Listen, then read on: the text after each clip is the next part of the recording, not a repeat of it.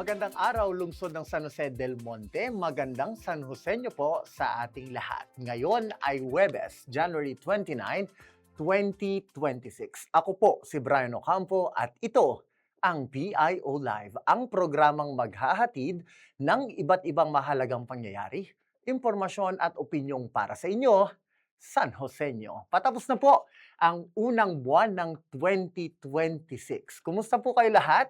Nakaligo na ba ang lahat dahil sa lamig ng panahon? Malapit na po ang pinakahihintay nating Feb-ibig o ang Love Month. Ang pinakahihintay ng mga magsing-irog ng bawat pamilyang San Joseño. At syempre, ang mga hashtag Love Yourself. So I hope po na nag-enjoy tayo. And of course, we are very much positive and grateful sa lahat ng mga nangyayari sa ating buhay. Samahan niyo po ako sa isang oras ng makabuluhang pagbabalita, paghahatid ng mga kwento ng inspirasyon at syempre, mga makukulay na ganap sa bawat sulok ng lungsod. Bahagi po kayo ng ating talakayan at kwentuhan, kaya sama na po sa diskusyon sa pamamagitan ng paglalagay ng inyong mga komento, katanungan o kaya naman pagbati sa ating comment section. Unahin na po natin ang express balita at impormasyon, mga pangunahing kaganapan sa lungsod na dapat alam mo, San Joseño.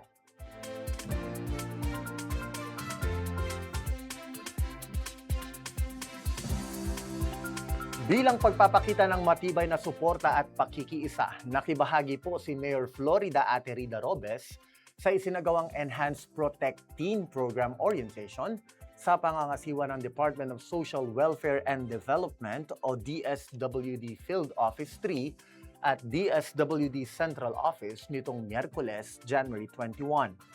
Buo po ang paniniwala ng punong lungsod na malaki ang potensyal ng ating mga teenage mothers.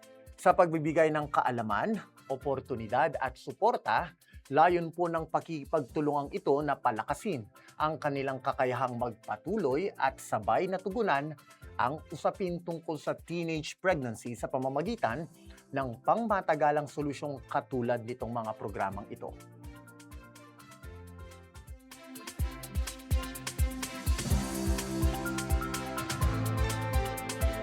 Good news na naman po dahil isang San Joseño na naman ang nagkamit ng medalya sa Thailand.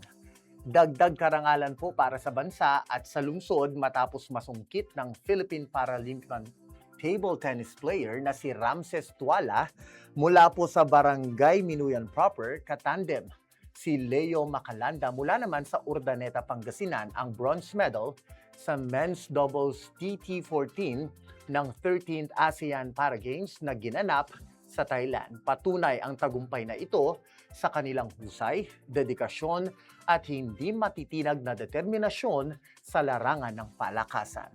Bago yan, wagi din po ng 2 silver medals ang 3-time Paralympian at proud San Joseño na si Gerald Pete Mangliwan. Malugod po naming binabati ang mga San Joseño at kanilang buong koponan sa tagumpay na ito na patuloy na nagbibigay inspirasyon at karangalan sa sambayanang Pilipino. Mabuhay po ang ating mga atletang San Joseño.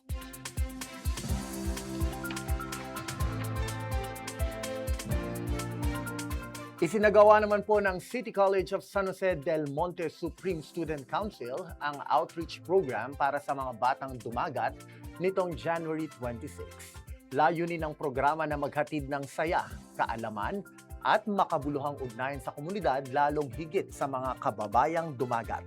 Sa pamamagitan ng ganitong mga programa na ipapakita ng mga City Collegians ang kanilang pagiging mabuting halimbawa sa kanilang kapwa sa ilalim po ng kanilang core values ng institusyon na LEAPS o Leadership, Excellence, Accountability, Professionalism, at Service. Patunay din po ito na buhay sa mga kabataang San Joseño ang pusong handang maglingkod ng may malasakit para sa mas matatag at maunlad na komunidad.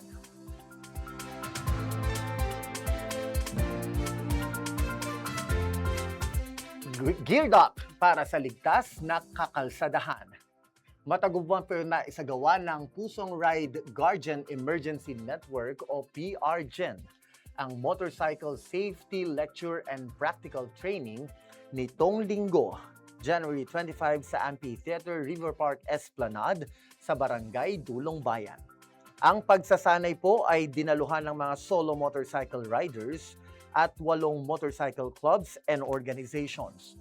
Layunin din ito na maging inspirasyon at makapagligtas ng buhay sa pamamagitan po ng maayos na pagmamaneho at pagsunod sa batas trapiko.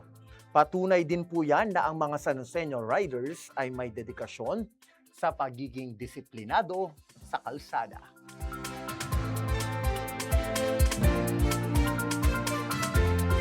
Malugod na sinalubong ng pamahalang lungsod sa pamamagitan ng City Environment and Natural Resources Office o CENRO na pinamumunuan ni Engineer Telma Bautista ang mga bumubuo sa EUPH Green Economy Partnership na nagsagawa ng kanilang site visit nitong January 27, kung saan po itinampok nila ang mga lokal na inisyatiba ng lungsod sa pagsusulong ng sustainability, circular economy, at environmental resilience.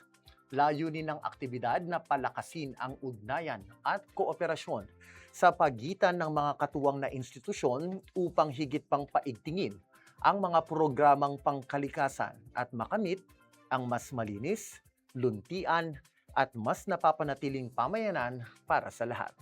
Kaugnay po nito, isinagawa rin ng 2 araw na training kasama ang mga kinatawan mula sa provincial at regional offices ng DENR, maging ang ilang private sectors at mga piling kinatawan mula sa mga tanggapan ng city government na naglalayong mapagtibay at mapabuti pa ang circular economy portfolio ng lungsod.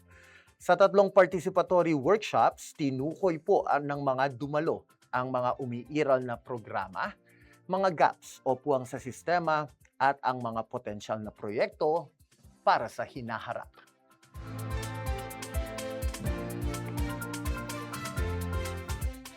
Nakibahagi naman po ang City Planning and Development Office o CPDO sa pamumuno ni City Planning and Development Coordinator Regina S. De Los Reyes sa isang technical seminar nitong Martes, January 27, sa bayan po ng Plaridel sa Bulacan.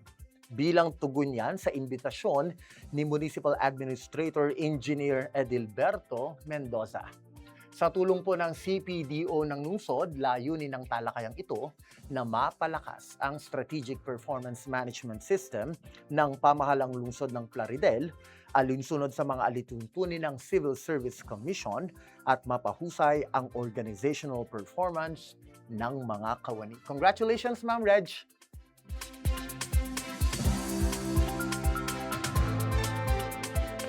Tara po at silipin naman natin ang mga aktibidad at programang nagpapalakas sa ating mga komunidad. Ano po kaya ang latest sa inyong mga barangay? Alamin natin yan dito sa Ganap sa Barangay.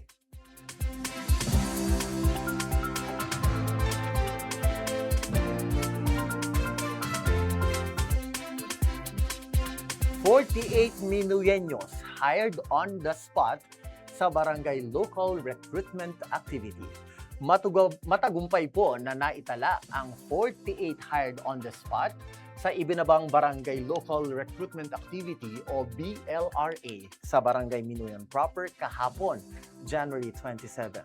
Ito po ay handog ng pamahalang lungsod sa pamamagitan ng Public Employment Service Office o PESO na pinamumunuan ni Action Officer Perfecto Jaime Tagalog na naglalayong mailapit ang mga oportunidad sa hanap buhay sa komunidad at maisulong ang pag-angat ng kalidad ng buhay ng bawat Minuyenyo ng bawat San Joseño.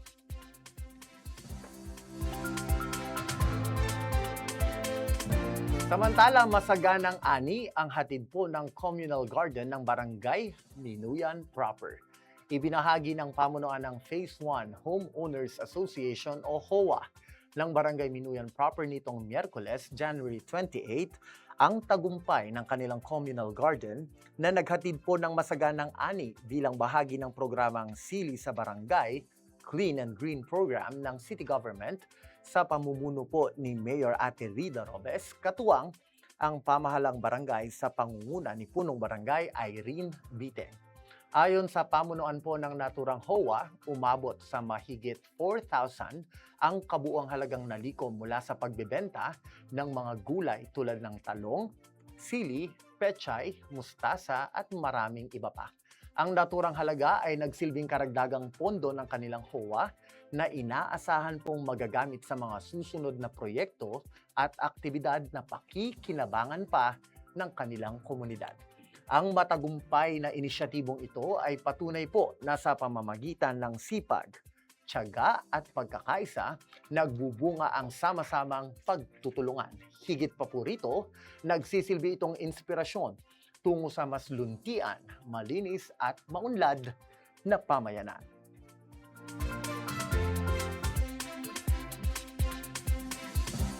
Samantala, 31 out of 35 na aplikante naman po ang hired on the spot sa Barangay Local Recruitment Activity nitong January 22 sa Pakwanan Covered Court dyan po sa Barangay Gaya-Gaya.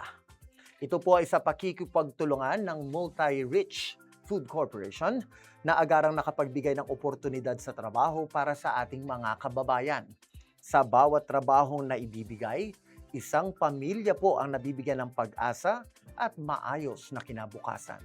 Sama-sama po nating itaguyod ang mga programang para sa ikaunlad ng bawat Gayanos ng bawat San Joseños.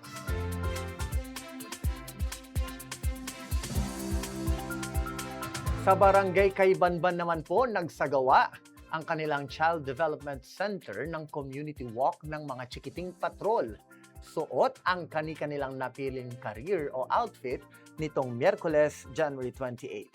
Sa pangunguna po ng mga guro at katuwang mga magulang, masayang nakibahagi ang mga kabataang San Joseño sa paglalakad sa paligid ng komunidad habang ipinapakita at ipinagmamalaki ang iba't ibang profesyong nais nilang tahakin balang araw, gaya po ng guro, pulis, doktor at iba pa. Isinagawa ang aktibidad sa temang Walking with Gratitude for God's Gift of Community na layong hubugin sa murang edad ang pagpapahalaga ng mga bata sa komunidad, pasasalamat at pangarap para sa kanilang kinabukasan.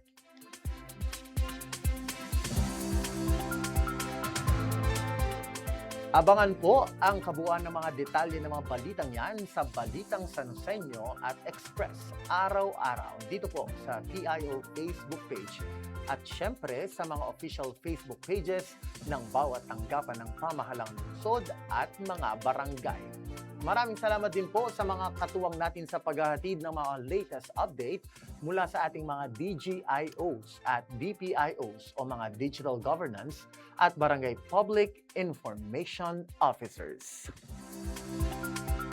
Narito naman po ang ilan pang mahalagang pabatid sa publiko. Unahin na po natin ang pabatid mula sa CSJDM Local Economic Development and Investment Promotion Office o LEDIPO. Pansamantala pong isasara sa publiko ang City Athletic and Recreational Center o ang People's Park sa darating na Pebrero 8 hanggang sa susunod na abiso. Ito po ay bilang pagbibigay daan sa mga nakatakdang maintenance works at pagkukumpuni ng mga kailangang isaayos sa nasabing pasilidad. Layunin po nito na masiguro ang ligtas, maaliwalas at komportableng pasilidad sa lungsod para sa bawat San Joseño.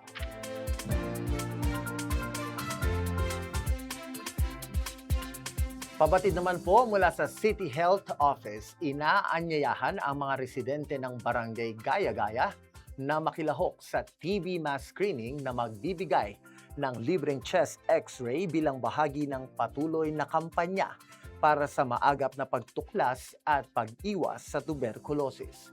Gaganapin po yan sa February 3, 2026, alas 8 ng umaga onwards sa Pakwanan Covered Court, dyan po sa Barangay Gaya-Gaya. Maaari pong makilahok dito ang mga senior citizens, yung mga may diabetes, household contact ng TB patient, mga naninigarilyo, mga miyembro po ng 4Ps at may mga sintomas na higit sa 2 linggong ubo, pagpapawis sa gabi, hapon o gabing may lagnat, at pagbaba ng timbang. Paalala lamang po para sa 15 taong gulang patas lamang ang libreng mass screening na ito. Para sa PhilHealth members, mangyari pong dalhin lamang ang inyong PhilHealth ID, makilahok at maging bahagi po ng sama-samang pagkilos para sa isang malusog at TB-free na komunidad.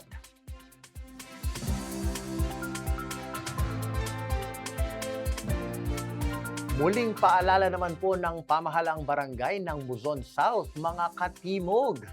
Mahigpit pong ipinagbabawal ang paglabas ng mga menor de edad mula alas 11 ng gabi hanggang alas 4 ng madaling araw, alinsunod sa City Ordinance No. 2003-57-06. Paalala rin po ng barangay na mahigpit na ipinagbabawal sa buong lungsod ang modipikadong muffler ng motorsiklo. Alinsunod naman po yan sa City Ordinance No. 2017-031-07.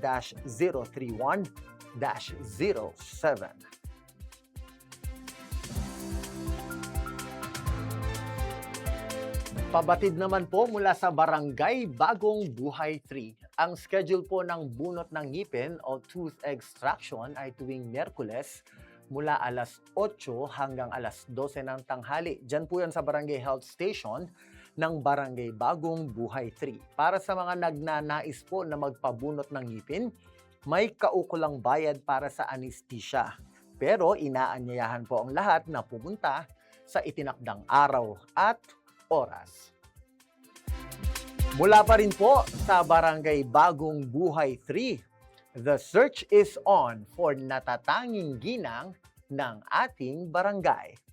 Ang Association of Indigent and Less Fortunate Dwellers Incorporated ay magsasagawa po ng taunang programa na Search for Natatanging Ginang 2026 Season 2 na gaganapin po sa March 15, 2026. Ang ating barangay ay inaanyayahang magpasa ng opisyal na kandidata para sa patimpalak na ito. Ano po ba ang mga qualifications? Dapat lehitimong residente ng barangay nang hindi bababa sa 2 taon. Edad 20 hanggang 60, aktibo pa po at syempre physically fit. Walang masamang record sa barangay at handang kumatawan at maging inspirasyon ng komunidad. Layunin po ng patimpalak na ito na bigyang pagkilala ang mga ginang na may talento, may ganda, kakayahan at magandang impluwensya sa lipunan. Bahagi rin po nito ang pagsuporta sa mga programang pangkabuhayan, pang-edukasyon at tulong medikal para sa mga nangangailangan. Kung ikaw ang hinahanap o may kakilala po kayong karapat-dapat maging kandidata, makipag-ugnayan lamang sa Barangay Hall para sa screening at kumpletong detalye. Ipakita na po ang inyong galing, talino at puso ng isang tunay na natatanging ginang ng ating barangay. Baka pwede ka na sumali dito, Go na yan! Sugod na sa Barangay Bagong Buhay 3.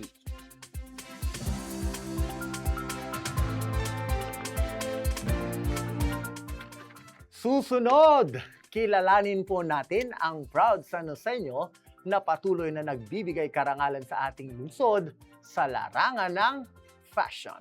Magbabalik po ang PIO Live. Kung meron Diyos na nagmamahal, nakakita ito sa inyong mga puso at laging nakatatak na ikaw ang forever ko.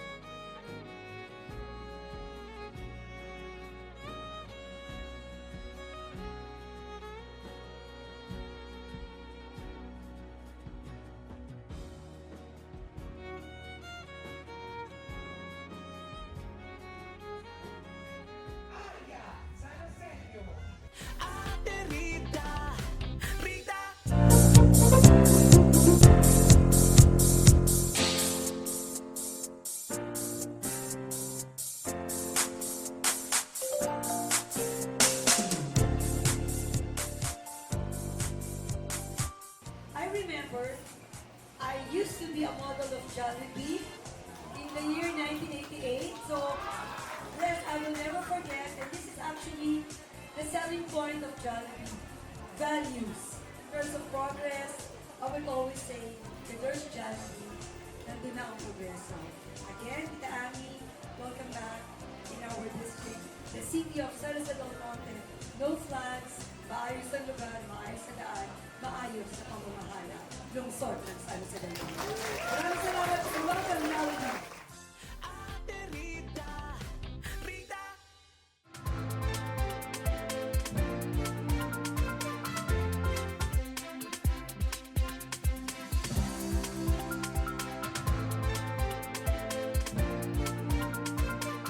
Ito pa rin po ang PIO Live. May tanong, reaksyon o mensahe po ba kayo? Sali na po kayo sa usapan. I-comment na yan dahil gusto naming marinig ang boses ng bawat Sanosenyo. Kaya naman po makilahok at maging bahagi ng talakayan dito sa PIO Live. Comment na po!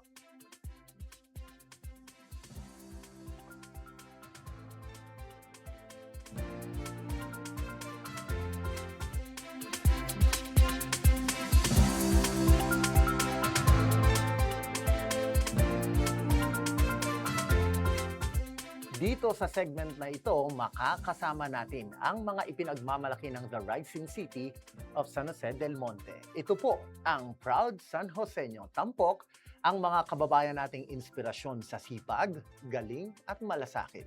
Dito natin ipinagmamalaki ang kwento ng tagumpay ng isang San Joseño dahil ang tagumpay ng isa ay tagumpay po ng buong lungsod. Isang San Joseño ang patuloy na nagbibigay karangalan sa ating lungsod sa larangan po ng fashion design. Ang ating panayam sa Proud San Joseño designer, panoorin po natin dito.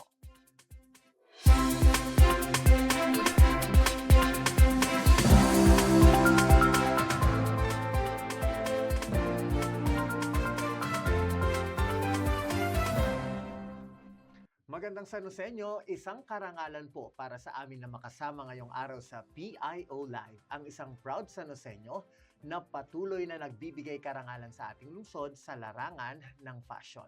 Isa po siyang Filipino designer na kinikilala hindi lamang dito sa ating bansa, kundi pati na rin sa international fashion scene. Featured lang naman sa Vogue Philippines at tampok sa Manila Fashion Week noong nakaraang taon. Mga kababayan, sama-sama po nating salubungin ang San Joseño designer sa likod ng international at timeless na mga likha, Miss Vinya Romero. Magandang San Joseño, ma'am. Hello, magandang San Joseño. Thank you for having me. Bumati muna po kayo Hello. sa ating mga kababayan na nanonood at nakatutok ngayon sa ating PIO Live. Hello, thank you for having me here sa PIO Live. Ayan, Ma'am Vinya, Mhm. unahin na po natin, paano po ba kayo nakapasok sa fashion industry? Very short history po. Okay, para mabilis lang. Siguro isa ako sa mga batang alam na agad yung gusto. Alam ko maraming hindi pa alam kung anong gusto. Pero growing up, bata pa lang ako, sa tingin ko mga grade 1 pa lang ako. Dalawa lang pangarap ko sa buhay. Maging fashion designer o maging doktor. So, fast forward nung mag-enroll na ako ng college, nag-exam lang ako sa 3 schools. Yeah. So, sa isang school, magpo-food tech ako. Second school, magpa-fashion. At saka sa third school, magdo-doktor. So, sinabi ng mama ko na, okay, pasado ka naman dito sa school na to, mag-food tech ka. Kasi, just a quick background, mama ko, food tech siya. So, gusto niya rin sana maging food tech ako. Tapos, naisip ko naman na kapag magdo-doktor ako, since I'm the youngest sa family, kung magdo-doktor ako, 10 years or more than 10 years pa ako mag-aaral. So, sabi ko, sige, fashion. Kasi gustong-gusto ko rin naman talaga siya eh. Kasi nga sabi ko nga, dalawa lang gusto ko. Kung hindi man sa dalawang kurso na gusto ko, ayoko na lang. So, ganun ako hyper-focus. Bata pa lang ako. So, yung mama ko, sabi niya, food tech, sabi ko, sige, pagbigyan kita. Pero once na mag-fail ako, walang sisihan. So, parang napaisip din ng mama ko. And given na matalino din yung mama ko, sabi niya, o sige, kung gusto mo talagang mag-fashion, edi enroll ka, pero ang deal din, kapag bumagsak ka kahit isang subject, lipat ka ng school. So, ako talaga, kailangan ko magtrabaho, kailangan ko mag-aral ng mabuti para hindi ako bumagsak, para hindi ako makalipat ng school at mapapatuloy ko yung fashion designer dreams ko. So, nagkaroon po So, ng parehong positive pressure sa yes, pagitan yung positive dalawa. pressure. Kasi Oo. naniniwala din talaga ako na kailangan talaga ng Yeah. pressure sa buhay. So parang yun din talaga yung magdadrive sa'yo into greater things. Mhm. So ayun yung effect niya sa akin. Mhm. So ayun, nag-aral ako sa St. Benilde, College of St. Benilde. I took fashion design and merchandising and finished Mhm. my schooling there. Mhm. So yun. At kung babalikan daw po natin yung kanyang yearbook, Oo. makikita natin doon yung talagang dream talaga Dream niya. talaga. Kasi parang di mo papaniwalaan, di ba, na talaga alam mo na yung gusto mo, bata ka pa lang. Pero pag tinignan mo mga yearbook ko, talagang nakalagay doon. Gusto ko lang maging fashion designer, pagiging doktor lang. Yeah. Mhm. So, yun. And balikan natin, ma'am. Ano yung naka-impluwensya sa inyo bilang San Joseño? Kung bakit ipinagpatuloy nyo itong fashion designing na to? Bukod sa, dito talaga Yeah. dito na ako lumaki. Mhm.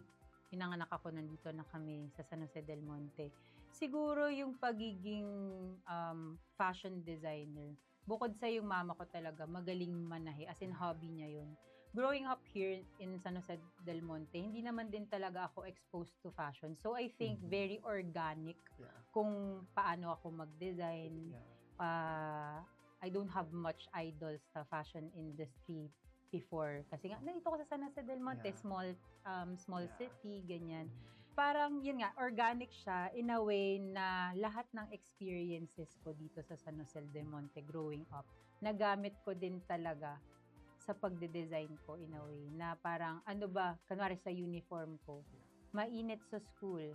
So, gusto ko dapat yung uniform ko comfortable. Mhm. So, yung mga ganong bagay. So, pag nagde-design ako, laging nasa isip ko, komportable ba to? Mhm. Magiging confident ba ako? Or kapag yung dinesign ko ba, magiging confident ba yung magsusuot? Ganyan. So, parang laging, how do I elevate yung mga tao or yung feelings ng tao na makakapagsuot ng mga gawa namin. Mhm. So, yun. And as early as nakikita natin na style and comfort talaga yung Yes. pinaghuhugutan ni Ma'am Vina. Ma'am, Mhm. paano niyo po maiilarawan yung aesthetics po o yung signature style ng isang gaya nyo, ng isang Vina Romero? So, yung signature style namin, I'd say na very genderless. Kasi, again, growing up here in San Jose del Monte, gusto ko talaga komportable. Yeah. Mhm. Inspired ako paano nagdadamit ang babae at lalaki. So, parang ngayon, ang mga design ko, gender neutral talaga. So, pwedeng suotin ng kahit anong gender. And ano po yung mga common elements na matatagpuan sa mga designs Ayun. ninyo? So, ang naging sa akin, since yun nga, hindi tayo exposed to a lot of good materials, ganyan. So, ako, laging, nung college ako, nasa fashion school na ako, lagi kong iniisip, ano yung pwede kong gawin sa simpleng materyales para maging special siya. So, dun ko naisip na, gusto ko lagyan ng embroidery, gusto ko lagyan ng texture. Kagaya nitong damit ko, gusto ko ng may pleating. Tapos ang number 1 na naging signature namin is yung pintax. So, ano lang again, para yung pintax, tela siya, plain na tela, tapos tatahiin mo siya isa-isa para magkalinya siya. So, ang naging signature namin is yun. So, ang hirap niya gawin. Mukha siyang simple, pero 3 yards of that fabric takes us about 20 hours to make. That's really labor of love and patience. So, yun yung naging signature namin na styles. Laging texture. Mukha siyang simple, pero again, kapag nagde-design kami, ang nasa utak ko ay simple is definitely not plain. Mukha siyang simple sa paningin mo, pero when you zoom it in, pag inaral mo or naikwento namin sa'yo how we do things in our studio, doon mo mas ma-appreciate. Kaya pala maganda, kahit simple, maganda kasi we pour a lot of patience, love for the craft. And So, this is yun the siya. proof na hindi lang basta talent ang kailangan pala sa fashion designing. Kailangan na Oo. mahabang pagpasensya at Mm-mm. tiyaga. But with that, ma'am, Mm-mm. gaano po ba kahalaga sa inyo na you put a storytelling dun sa mga designs na ginagawa po ninyo? Sobrang halaga na merong storya yung bawat design na ginagawa. Lalo na sa pagiging designer. Kasi it's easy to make clothes. Pero to put story behind and you share that story to your clients and to the people who's wearing your creation, that's a different story. And that puts high value to what you do. So, yun yung pakiramdam ko na dapat talaga may istorya. Hindi siya basta-basta lang. Kasi sabi ko nga madaling gumawa ng magandang damit. Okay, ang ganda niya. So, ano na pagkatapos, Yeah. 'di ba? So, madalas sabi, ang ganda ng damit niya. Pero pag nalaman kung paano ginawa, di ba parang mas nagugustuhan nila? Kasi may lalim. Oh. Kumaga, hindi lang siya basta ganda-gandahan or hindi siya basta tela lang. Yeah. Hindi siya basta damit lang. Talagang makikita mo yung history kung paano ginawa yan. So, And aside sa storytelling, syempre, binibigyang halaga niyo daw po yung craftsmanship at saka yung Filipino identity. yes. Bakit po tinututukan niyo yung ganitong aspeto po ng fashion design? Kasi siguro, maganda kasi I'm a Filipino fashion designer. Anong magagawa ko as a Filipino na kaya natin ipagmalaki? Hindi na nga natin sabihin na ipagmalaki agad sa ibang bansa. Pero mas maganda kasi na mas maging proud muna yung mga tao sa paligid mo, kapwa mo Pilipino, dun sa mga ginagawa mo. Kasi kapag naging proud sila sa'yo, parang yung confidence mo din i-offer yung sarili mo sa ibang bansa. Kasi at the end of the day, Pilipino ako, nagde-design ako din. Para sa kapwa Pilipino ko, bonus na lang na yung mga taga-ibang bansa or yung international scene na manotice ako. Pero talagang, parang kailangan natin i-push yung pagiging Pilipino natin sa ginagawa natin. Kasi kapag naging successful tayo, hindi lang ikaw yung successful.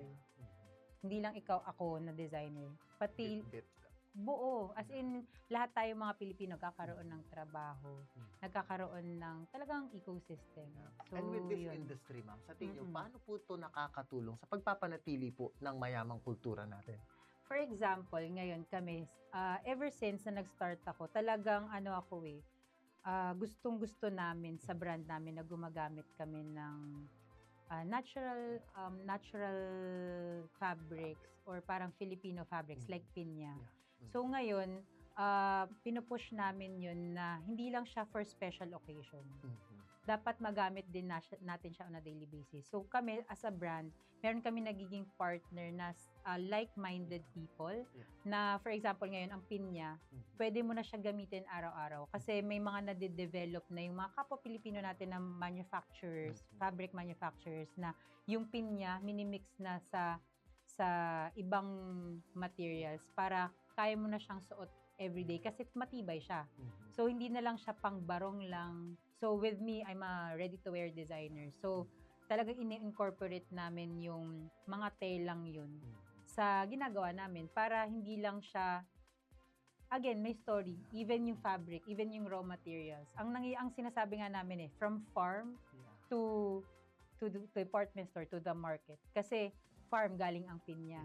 Ang pinya leaves, talagang tapon na yan. Pero, yun nga, if we search sa internet, second tayo na largest producer ng pinya. So, talagang innate sa ating mga Pilipino na gumamit sana ng pinya na material sa mga damit natin. So, para magkaroon tayo ng business or parang umikot yung tawag dito, yung industriya. Yung pinya, sana nagagamit natin siya everyday. Kasi kapag nagkaroon ng demand sa pinya fabric, dadami ang ima-manufacture na tela. At dadami rin yung mga Pilipino na ma-appreciate na, ito, sariling atin to. Something to be proud of ang pinya. And dadami din yung mga trabaho may offer natin sa ating mga kababayan. Parang ang dami niya Sa farmers na tutulungan ng manufacturing ng tela. Yung manufacturing na company, sobrang daming tao na ini-employ. Tapos kami rin, as consumer ng tela, kami rin may mga mananahe, lahat may mga cutter, so yan, mga ganyan. Natutulungan din namin, dumadami din kami, so dumadami din yung trabaho sa amin. And then sa department store, pag nilagay namin, nagkakaroon din, talagang industriya siya. So, And that's the ayun. economic side effect Yes, talaga niya. oo. Napakaganda na ibibigay niyang tulong sa ating mga kababayan at sa Mm. ekonomiya ng buong bansa. Oo, Pero gusto ko totoo. lang balikan, ma'am, kasi stereotype ito Oo. for fashion designer kasi. Pag sinabing fashion design kasi, ito yung mga, bibili lang ako ng damit sa kanila kasi isusuot ko for a very special occasion. At Mm. nabanggit niyo po na right now, part of the innovation is may mga damit na pala na kahit gawa ng isang fashion designer, pwedeng suotin araw-araw. Yes. So parang siguro ito naramdaman lang namin ang pagbabagong ito after the pandemic. Okay. So before, ang industry ng fashion, hindi ko naman nilalahat, pero ang number one talaga na lucrative part Mhm. of being a fashion designer is to be a fashion bridal. Para maging bridal designer ka.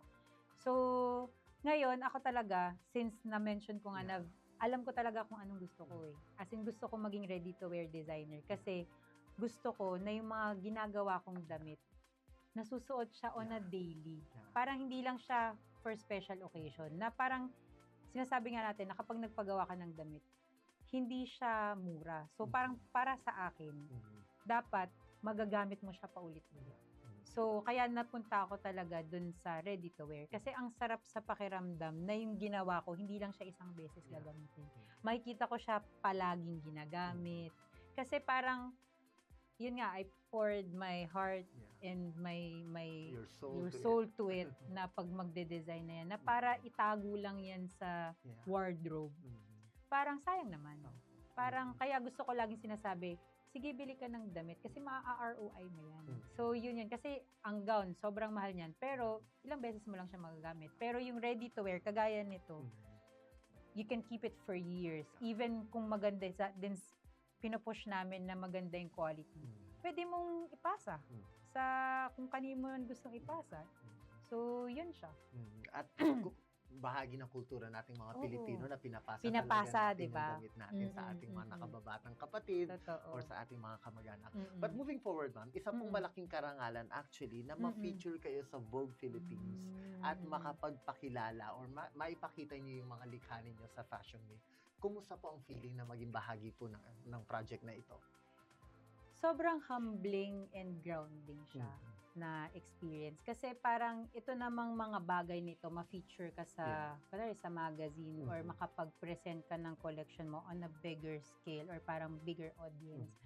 Parang pakiramdam ko, produkto siya ng hard work ng buong team namin. Hindi lang ako. Kasi ako ayoko naman i-take lahat ng credit for it. So parang, ayun, parang humbling siya in a way na kapag pala ginawa mo yung best mo without thinking na, syempre gusto mong maging successful while doing it. Pero dahil paulit-ulit mo siyang ginagawa and you're doing it because you love doing it, parang ang produkto, no, something bigger.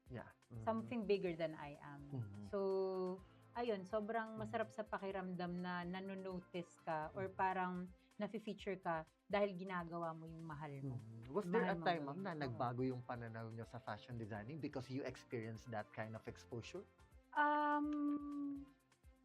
Do you mean na bago yung pananaw? Yeah, mas na-develop ba na, okay, eto, mas gusto kong gumamit ng ibang Filipino products?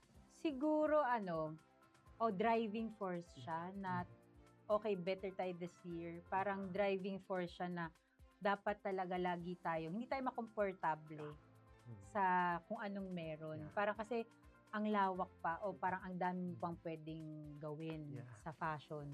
Na parang feeling ko lagi nga, it's just a start. We've been in the industry for 10 years. Pero pakiramdam ko nagsa-start pa lang kami. Pero yun nga, it's a good and bad thing. Kasi sinasabi nila, hindi ka ba makukontento? Pero kasi for me, every day, you need to improve yourself para hindi ka maging stagnant. So, hindi naman yun na hindi ka nakukontento. It's more of, dapat continuous yung learning. Kasi, ano nang gagawin nyo if hindi na kayo naglo-look forward to sa susunod nyong gagawin? And So, besides, yun there's lang. no better way but up But up, talaga. yes, diba? dapat. Lagi talagang level up. Lagi, lalo na ngayon na sinasabi ko nga na hindi lang ako ito. Parang maraming tao or marami akong kasama sa trabaho na dito din umaasa sa trabaho namin. So, yun din talaga isa yun sa driving force na to be better at at what we do. So, And based yun. on your experiences, ma'am, masasabi siguro natin na hindi po madali siguro yung industry ng fashion. Ano po yung pinakamalalaking hamon na pinagdaanan po, and how did you overcome these challenges po?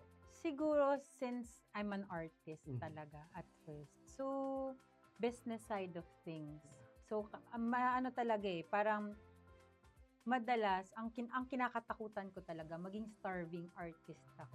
Kasi nga ang stereotype with art and fashion, wala namang pera diyan. Kasi totoo naman talaga na kapag wala kang business acumen, na parang gawa ka lang ng gawa without a plan, parang mahirapan ka talagang mag-flourish. So, with me, nung nagsa-start, syempre, arts, wala naman business background. Yun yung for hurdle. Yeah. So, parang kailangan talaga, aralin mo kahit ayaw mo. Kung gusto mo na mag-flourish ka. So, yung mga hindi komportable gawin para sa'yo, gawin mo para maging successful ka. Kasi lahat, hindi naman siya dapat may talent ka lang. Kailangan talaga yung tiyaga mo, kailangan yung lakas ng loob mo nandyan sa lahat. So, ayun, ang mga pinagdadaanan talaga parang magsisisi na ako na ba't ko ba pinasok to? Tama yata yung parents ko na walang pera dyan. Pero again, since ako talaga, feeling ko ito yung biggest blessing ko na alam ko kung anong gusto ko. So, lahat gagawin ko talaga para lang makontinue ko kung ano yung mahal ko gawin. So, ayun. In connection to that, ma'am, was there a time na gusto niyong sumuko or pinanghinaan lang kayo ng loob? Laging hindi susuko. Okay. Sa totoo lang. Laging hindi susuko. Pero I say this because I feel like I'm blessed with supportive people around me. And parents ko ganyan na siguro kahit madapa tayo, talagang sila din yung magtutulak sa'yo na sige, bangon ka ulit. So, and again, feeling ko hindi yan para sa lahat. Hindi lahat ng tao nabibiyayaan ng ganong suporta. Ngayon na yung mga pagsuko, parang lagi yun hindi siya sa akin, hindi option. Kasi nga, yung mga tao nga sa paligid ko hindi sumusuko. Ba't ako susuko? So, yun yung talaga. Blessing, biggest blessing sa buhay ko. At ang dami na nating mga words of wisdom na nakukuha talaga sa ating guests. And I'm very sure marami pong nai-inspire sa ating mga kababayan, not just in the fashion industry, but for those mga kabataan po na talagang nangangarap maging kagaya po ni Miss Vina Romero. Ano po yung maipapayo niyo sa kanila? Siguro, kung kaya nyo, or kung meron kayong kapasidad, or you're blessed to start young. Kasi, gawin nyo yung gusto nyo, pero, dapat kalkulado. Kumbaga, dun lang tayo palagi sa totoo, na gawin mo yung gusto mo, ng bata ka pa. Kasi, for me, naging yung pagbata pa, medyo marami ka pang oras mag-say sorry kapag nagkamali ka. Hindi ko naman sinasabi na pag matanda ka na wala na. Pero, yun nga, if you're blessed to start young, start young. Pero kung ang kinagandahan lang kung nag-start ka ng medyo may edad ka na, grabe na ang experience mo. So, parang kung parang pakiramdam ko, gawin mo lang palagi yung best mo kahit saan yan. Kasi nga, parang halimbawa, mukhang walang nangyayari sa buhay mo ngayon dahil ito yung ginagawa mo. Pero you're preparing yourself pala for bigger things. Nabuti na lang ginalingan mo na agad sa una. Kasi i-reap mo yun sa pagtagal. Kasi kagaya nung sa akin, i-share ko lang na yung mga ginawa ko dati na maliliit na bagay na dahil bata pa lang ako ay bida-bida na ako. Parang pakiramdam ko inaani ko na siya ngayon kasi nga hindi ko alam na makakatulong pala kung anong meron ako ngayon. So, ayun, lagi mo lang gawin yung best mo. Sa kahit kung hindi mo pa gusto yung ginagawa mo ngayon, gawin mo pa rin yung best mo. And So, it yun. all paid off kasi Yes. nandito na po kayo, nagsisilbing inspirasyon sa ating mga kabataan sa buong city of San Jose del Monte. But if there's one thing na gusto mong masabihin dun sa younger version mo, ma'am, ano po yung sasabihin niyo dun sa younger version niyo na punong-puno ng pangarap, na bida-bida ika nga? Oo. Continue mo lang yung pagiging makapal ng mukha mo, na hindi ka natatakot kung mag-fail ka. At tuloy mo lang yung gusto mong gawin sa buhay kasi may mararating yun. Mm. Yun lang. Mm. Sobrang proud ako sa'yo. And we are very Mm. proud din po. Yeah. Bago po tayo magtapos, kahit Mm-mm. masarap yung kwentuhan, Ma'am Oo. Vinya, may paparating po ba kayo na bagong koleksyon or proyekto na pwedeng abangan ng ating mga kababayan? O ng buong Pilipinas, syempre. Okay. Ngayon, this year, magkakaroon ulit kami ng pop-up store sa Greenbelt. So, that's second quarter of the year. And then, October, magkakaroon kami ng bagong collection na i-release. So, yeah. At baka po kasi meron kayong mga official social media pages na pwedeng abangan ng ating mga kababayan, ma'am. I-promote nyo na rin po. Okay. Ang Instagram namin is vina.romero. I'm really Vinya. V-I-N-Y-A. Pero, syempre, ang handle natin sa Instagram is vina.romero. And our Facebook account is Vinya Romero. And with that, maraming salamat po, Miss Vinya, sa Thank pagbabahagi po ng inyong kwento, ng inspirasyon, at syempre, ng sining. Yung pagiging malikhain po talaga ninyo, yung po talagang nagbibigay inspirasyon sa ating mga kababayan, at saka yung mga words of wisdom niyo, tunay po nakaka-inspire. And we hope na yung mga nakatutok ngayon talagang makakuha ng mga Sana. words of wisdom na. Totoo po yun, ma'am. Ito po yung patunay na ang talento ng isang San Joseño ay kayang makilala sa pandaigdigang entablado. Muli, maraming salamat po sa inyong oras at patuloy naming susuportahan ang inyong journey. Maraming salamat, ma'am. Thank you so much. Thank you. Thank you very much, you. ma'am.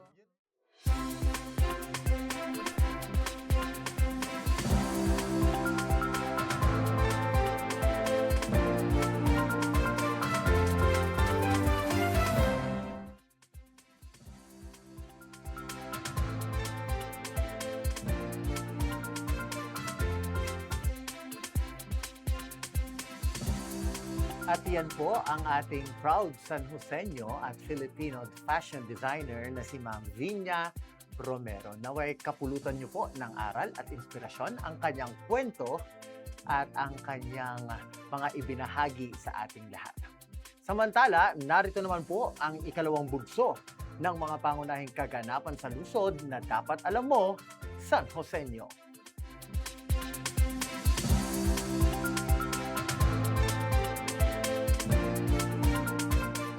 Sa pagtatapos ng Enero, nagpulong po ang mga bumubuo ng Local Health Board o LHB para sa kanilang monthly meeting nitong Miyerkules, January 28, na pinangunahan ni City Administrator Attorney Rizaldi Mendoza, SP Chairperson on Committee on Health and Sanitation Honorable Rosalyn Cabuco, at ang CHO o ang City Health Office na pinamumunuan naman po ni Dr. Rosel Tolentino. Tinalakay dito ang mas pinaigting na dengue control program ng city government at ang mga planong aktibidad at programa bilang pakikiisa sa 2026 National Oral Health Month sa Pebrero.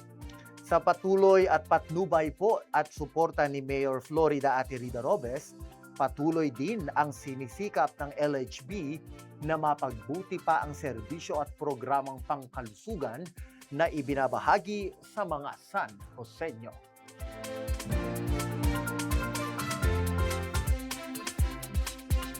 Papatid naman po mula sa Tricycle Regulatory Unit, patuloy po ang pagtanggap ng TRU ng kanilang mga aplikasyon para sa Motorized Tricycle Operators Permit o MTOP renewal. Pinapayuhan po ang lahat ng San Joseño operators at drivers na magtungo sa kanilang tanggapan na may kumpletong dokumento upang mas mabilis ang pagpoproseso ng kanilang renewal. Bukas po ang tanggapan mula Lunes hanggang Biyernes, alas 8 hanggang alas 5 ng hapon.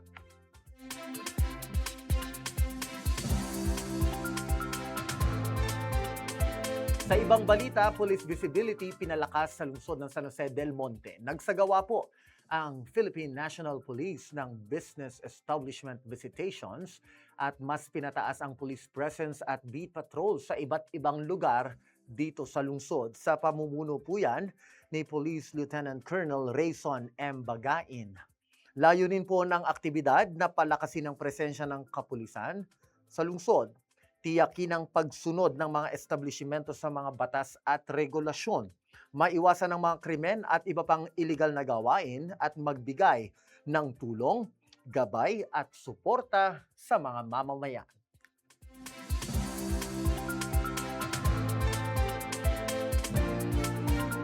Nagsama-sama naman po sa kanilang buwan ng pagpupulong ang mga San Joseñong senior citizens ng PLTN o Federasyon ng mga May Likas na Talentong Nakatatanda nitong Miyerkules, January 28. Tinalakay po sa kanilang unang pulong para sa taong 2026 ang mga tagumpay na programang naisakatuparan ng samahan para sa nagdaang taon, gayon din po ang mga gagawin pa nilang serbisyo at aktibidad para sa mga lolo at lola ngayong taon. Personal ding dumalo si Vice Mayor Arlene Bartolome Arsiaga upang pasalamatan ang samahan sa kanilang natatanging ambag sa komunidad at ipinahayag ang patuloy na suporta ng city government sa mga isasagawa pa nitong programa para sa mga lolo at lola.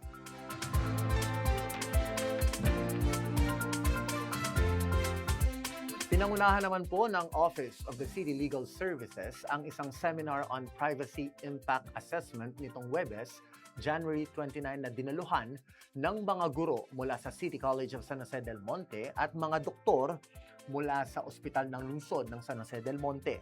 Kasama po sa aktibidad sina Chief of Staff Juan Miguel Perez San Pedro, City Administrator Attorney Rizal V. Mendoza at iba pang lingkod bayan na nagsilbing kinatawan ng city government sa pamumuno ni Mayor Ate Rida Robes upang suportahan ang matagumpay na pagsasagawa ng seminar. Layunin po nitong mapalalim pa ang kaalaman ng mga kalahok sa tamang pangangalaga ng pribadong impormasyon at tamang pamamahala ng datos sa ilalim po ng umiiral na batas sa data privacy.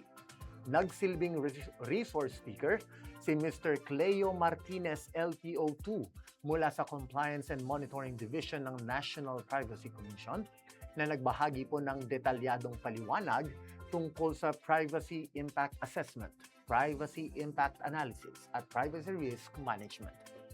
Ang naturang seminar po ay bahagi ng patuloy na pagsusumikap ng city government na palakasin ang kaalaman ng mga kawani sa tamang pangangalaga ng personal na impormasyon, lalo na sa sektor ng edukasyon at kalusugan, upang masiguro ang proteksyon ng data ng bawat San Joseño at maitaguyod ang tiwala sa serbisyo publiko.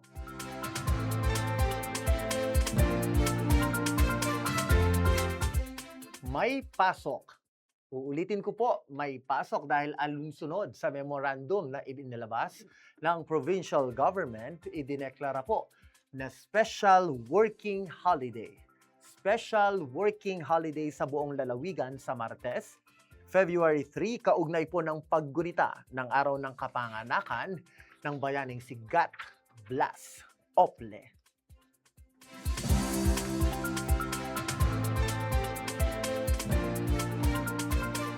Bago po tayo magtapos, heto muna ang ating quote of the day. Isang paalala na magbibigay inspirasyon, lakas ng loob at positibong pananaw sa araw na ito. Dahil po sa gitna ng balita at impormasyon, mahalaga pa rin ang pag-asa at pagpapahalaga sa ating kapwa. Ang ating quote of the day, God's Word brings life or LIFE to our hearts and to our homes. Ang ibig sabihin po ng LIFE, love, integrity, faith, and engagement, drawing inspiration from John 13:34 at Deuteronomy 32:47 to address modern challenges like division and moral decline through Scripture. Ibig sabihin po nito, syempre, ang salita ng Diyos ay nagsisilbing tanglaw o liwanag sa ating mga puso at tahanan. So, sa bawat pahina nito, bumabalot ang LIFE, syempre, ang life, ang buhay, ang pag-ibig na wagas, ang katapatan, ang pananampalataya na nagbibigay lakas sa atin at nagbubuklod sa ating lahat. Sa gitna po ng pagkakawatak-watak at mga hamon ng makabagong panahon, ang banal na kasulatan ang ating sandigan, gabay at lakas. Ito po ang nagbibigay buhay sa atin, pag-asa at kapanatagan na tumatagos sa ating puso at nagliliwanag sa bawat sulok ng ating tahanan. Ika nga po nila, dito sa lungsod ng San Jose del Monte, number 1 si Lord at number 1 ang pamilyang San Jose.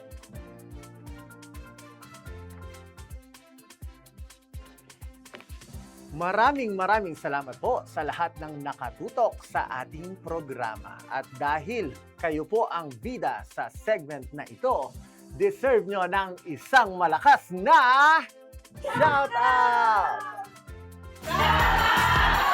Shout out!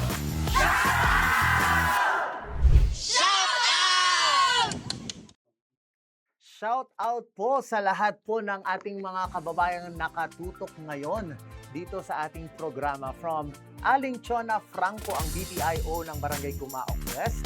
Happy viewing po, Cap Manolito Blend. From Rosales Rod, shout out po from Federated Parent-Teacher Association and Parents Network. Thank you din po daw kay Mayor Ate Rita Robes na bumisita po kani-kanina lang dito sa ating studio. Thank you very much, Mayora. Mabuhay po kayo.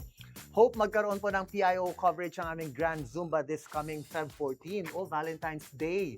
Layo din po ng event na ito ang health and wellness ng mga co-parents natin sa lahat ng 59 schools sa buong lungsod ng San Jose del Monte na pangungunahan ng PTA Federation. Maraming salamat po, Sir Rosales. Susubukan po namin na maisama sa aming calendar ang pag-cover po ng inyong Grand Zumba sa Valentine's Day. From Rhina Ignacio, pag-greet po ng happy birthday si Angelo Darantina. Birthday po ng aming pinaka-pogi, pinaka-macho at magaling na si Jello Darantina. Happy birthday, Jello. Enjoy your special day. God bless. From Mayriz Vallar Galyendes, shout out po sa Dehucos family ng Minuyan Proper.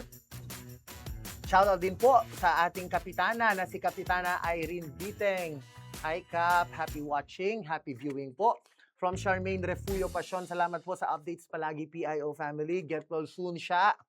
See you soon. From Kyra Joy Rosende, shout out po sa mga ICI College Santa Maria na OJT sa PIO. Hello guys, thank you very much. Naway lagi kayong may matutunan dito sa araw-araw na pananatili nyo sa aming tanggapan. From Cap Irene Biteng na Minuyan Proper, magandang hapon po, pamilyang San Joseño. From Rom Minds Matt, pag-greet po sa Grade 12 Diamond from SJDM National Trade School. Hello po kay Mama Loida, Akira, and Cherry. From Chona Flores, shout out po sa mga anak ko, Athena and Mori Flores, sa Grade 10 Colegio San Jose, at sa mga Mima Source ko. Ano po ba ang Mima Source? Early, M, Psyche, Giselle, Ajoy, Michelle, Cano, at Michael. Shout out po from Chris Quinones sa buong Wagia fam. Hello po, happy viewing. From Sean Ellen Campusano, ito napakagandang dilag talaga na binisita tayo dito sa ating studio. Pa-shoutout naman po kay Taylor Swift. Yeah, she is very close with that pop star. Ang fresh po ng Angkor. Maliit na bagay po yan. Pag-greet din po sa advisor namin from SJDM National Trade School na si Ma'am Rica Bandoy Lomokso. Hello! From Diane Emery Sarcilia Dig, happy birthday po kay Kuya Angelo Darantina. Shout out po sa ang birthday boy. Shout out daw po sa mga kapatid kong makukulit pero masipag mag-aral na sina Meryl at Angel Dorothy at sa lahat ng YWAP Click United. Enjoy your day, Jello. And from Mary's Vallar Galendez, shout out po sa lahat ng mga masisipag na PIO personnel ng San Jose del Monte. Mabuhay po kayong lahat. Stay slayable to all. Wow, thank you very much po. And keep on watching PIO para sa iba pa mga naming mga pakulo ng balita at impormasyon. From Jeff, so siya, magpagaling ka ha, we love you. Heart, heart. And from SOCMED team, we miss you, Mom. Get well soon. Pahabol po from Barangay Gaya-Gaya, Cap Henry Santos. Shoutout po sa lahat ng mga Gayanos. From Luna Isabel, maraming salamat po sa inyong impormasyon. Thank you very much din po sa pagtutok. From Ma'am Chona Flores, shout out sa asawa ko kay Clayford Flores. Hinabol mo pa Aling Chona ha. From Ma'am Claudia Santos to Ma'am Vinya, inspirasyon po kayo sa pamilyang San Joseño. Totoo po yan, napakadami po nating napulot na quotable quotes. At syempre, overall, ng inspirasyon mula sa ating proud San Joseño at yes. Ayan po, pasensya na po kayo at syempre, Ubus na ang ating oras. But don't worry, kita-kits po next week para sa iba pang mga shoutouts at iba pang mahalagang kaganapan dito sa lungsod ng San Jose del Monte. At dyan po nagtatapos ang pag-arangkada at ang makabuluhang talakayan natin dito sa PIO Live, kung saan ang balita ay malinaw, ang impormasyon ay tama, at ang mga opinyon ay may saysay. Maraming salamat po sa inyong patuloy na pagtutok at pakikiisa. I-like, i-share, at huwag niyo pong kalimutang i-follow ang official Facebook page ng Public Information Office. Dahil dito, updated ka na, legit pa ang balita. Sa ngalan po ng magkatuwang sa serbisyo Mayor Ate Rida Robes at Congressman Arthur Robes, ako po si Brian Ocampo at ito ang PIO Live. Magandang araw, Aria San Joseño. Thank you very much, everyone. Posible, ikaw at ako, tayong lahat. Tara na, halika na, tungo sa progreso. Tara na, sumama na, sa tagumpay at pag-asenso. We are the rising city, Aria San Joseño. San Joseño, the rising city.